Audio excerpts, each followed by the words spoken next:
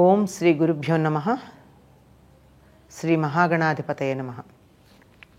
ఆషాఢమాసం రాగానే అత్తాకోడళ్ళు ఒక గడప దాటకూడదు, ఆడపిల్లని అత్తవారింట్లో ఉంచకుండా పుట్టింటికి పంపించేయాలి అని ఒక ఆచారంగా ఉంది మనకి.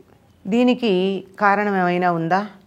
ఇదేమైనా మూర్ఖపుట ఆలోచన అని సందేహం. చాలామంది అయితే ఇదంతా మూఢ విశ్వాసం, ఇంకా దానికి చాలా అందంగా నాన్ సెన్స్, న్యూసెన్స్ ఇట్లాంటి మాటలు కూడా అనడం వింటూ ఉన్నాం. కాలానుగుణంగా వచ్చే మార్పులని మనం గమనించుకుంటూ వెళ్ళినప్పుడు ఎంత నాన్ సెన్సు, ఎంత న్యూసెన్సు, ఎంత న్యూ సెన్సు అని దాంట్లో ఉన్నదాన్ని గమనించాల్సి ఉంటుంది. ఆషాఢమాసం ఎప్పుడు వస్తుంది? గ్రీష్మ ఋతువు అంటే వేసవికాలం వెళ్ళిపోబోతూ ఉండగా వస్తుంది చివర్లో. అయితే వేసవికాలం చివర్లోనే వానలు పడడం మొదలవుతాయి. అప్పుడే తొలకరి జల్లులు పడుతూ ఉంటాయి. ఇటు వాతావరణంలో వేడి, నేల తడి, చెమటలు, చికాకు, ఎంత చికాకుగా ఉండాలో అంత చికాకుగా ఉండేటటువంటి కాలం ఆషాఢమాసం. కొత్తగా పెళ్ళై అత్తగారింటికి వచ్చి అత్తగారింట్లో ఉన్నటువంటి అలవాట్లు, ఆచారాలకి, పద్ధతులకి నెమ్మదిగా అలవాటు పడుతూ ఉన్నటువంటి అమ్మాయి ఏమాత్రం కొంచెం తేడా ఉన్నా సర్దుకోవడానికి అవకాశం తక్కువ ఉన్నటువంటి కాలం ఈ చికాకు కలిగించే కాలం. మనకే చూడండి, ఒకవేళ కరెంటు పోయి బయట మబ్బు పట్టి వాతావరణంలో చెమటలు పడుతూ ఉన్నప్పుడు ఎలా ఉంటుంది? ఎవరన్నా పలకరిస్తే కాసేపు ఆగండి, ఇప్పుడు మాట్లాడలేను అంటూ ఉంటాం. ఎందుకని? బాగా వాన పడిపోయి వాతావరణం చల్లబడనన్నా చల్లబడాలి, లేదా కరెంటు వచ్చి ఫ్యాన్ వేసుకుంటే చెమటలన్నా ఆరాలి. ఈ రెండు జరిగే లోపల చికాకు పడతాం.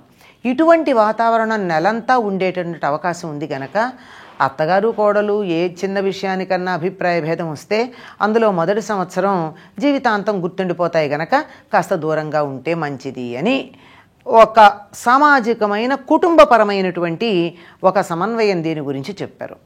అంతేకాకుండా అసలు జాగ్రత్తగా ఆలోచించి చూసినట్టయితే ఎక్కువగా చైత్రమాసం చివరిలోనూ వైశాఖ మాసంలోనూ పెళ్ళిళ్ళు అవుతూ ఉంటాయి.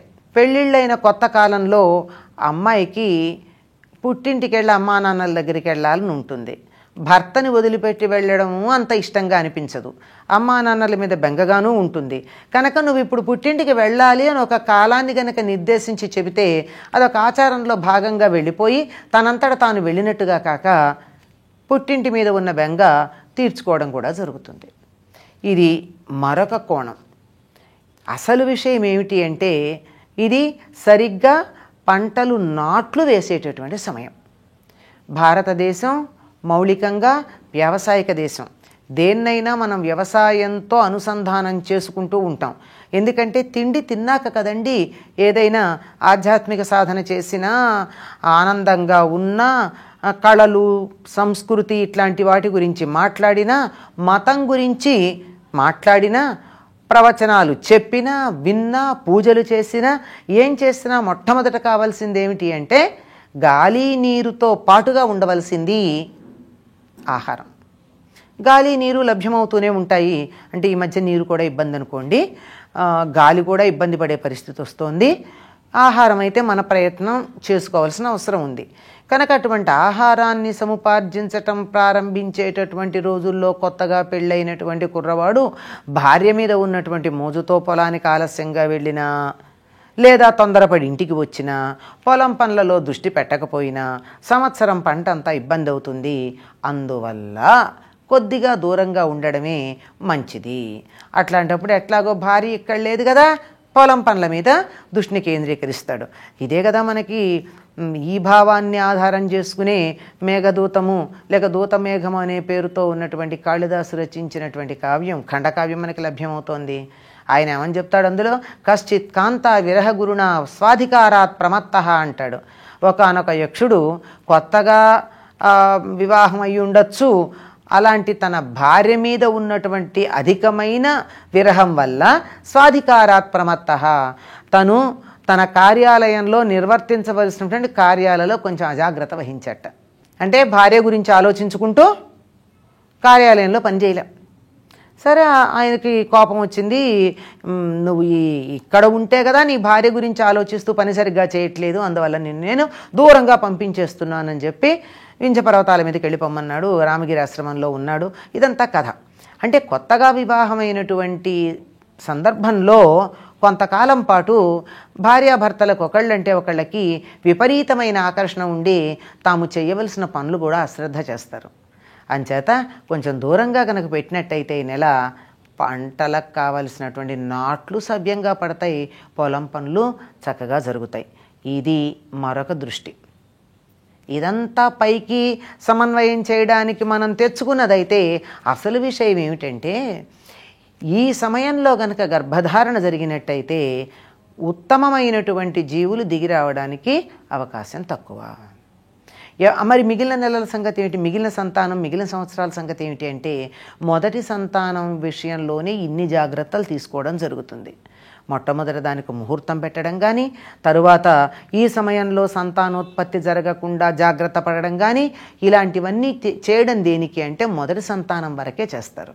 అదే ధర్మ సంతానం, మిగిలినవన్నీ కామ సంతానం కనుక దానికోసం చేసేటటువంటిది ఈ సమయంలో గర్భధారణ జరగకూడదు అనేటటువంటి ఉద్దేశంతో వీళ్ళందరినీ కూడా భార్యాభర్తల్ని కొత్తగా వివాహమైనటువంటి వాళ్ళని మొదటి సంవత్సరం దూరంగా ఉండమనడం జరుగుతూ ఉంది.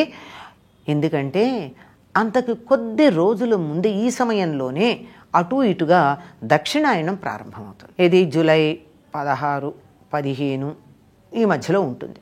ఈ దక్షిణాయనం ప్రారంభం కాగానే పితృదేవతల యొక్క అనుగ్రహం భూమి మీద అత్యధికంగా వర్షిస్తూ ఉంటుంది. అంటే సంతానోత్పత్తికి అనువైనటువంటి కాలం. ఈ నెలలో గనక సంతానం గర్భంలో పడినట్టయితే మంచివాళ్ళు అయ్యుండరని, తరువాత అది చాలా వేసవి కాలంలో వీరికి ప్రసవం జరిగి తల్లికి బిడ్డకి ఇబ్బందిగా ఉంటుంది. కనుక ఎందుకు వచ్చింది? ఒక నియమం పెట్టేద్దాం, ఆషాఢమాసంలో దూరంగా ఉండమందాం, అందరికీ కూడా అదొక నియమం అంతే అని ఒక ఆచారంగా దాన్ని పెట్టడం జరిగింది అని చెప్పి పెద్దలు చెప్తూ ఉంటారు.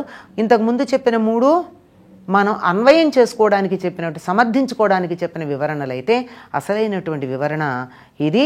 ఈ సమయంలో గర్భధారణ జరగకూడదు అనేటటువంటి ఉద్దేశం. ఈ కారణంగానే అల్లుడేమో తన ఇంట్లోనే ఉంటాడు, కూతురేమో పుట్టింట్లో ఉంటుంది. అలా కూతుర్ని పుట్టింటికి పంపించినటువంటి దానికి కృతజ్ఞతతో అల్లుడు తనని తాను నిగ్రహించుకుని ఉన్నందుకు అత్తవారు ఏం చేస్తారు, ఆషాఢపట్టి అనేది పట్టుకెళ్ళి అల్లుడికి ఇస్తారు. ఆయన చాలా చక్కగా సహకరించావు అని చెప్పి. అంటే ఏదైనా మంచి పని చేస్తే మెచ్చుకోవాలి కదండి, మెచ్చుకుంటే కదా ఇంకోసారి మంచి పని చేస్తారు. ఆషాఢపట్టి ఇవ్వడంలో ఉన్నటువంటి ఉద్దేశం ఇదండి. అది ఈ నెలలో అత్తా కోడలు కాదు గుమ్మం దాటకూడంది, భార్యాభర్తలు కలిసి ఉండకూడదు. ఆ మాట అంటే బాగుండదు గనక, కొంచెం పచ్చిగా అనిపిస్తుంది గనక అత్తా కోడలు అని ఒక్క మాట అనడం జరిగింది.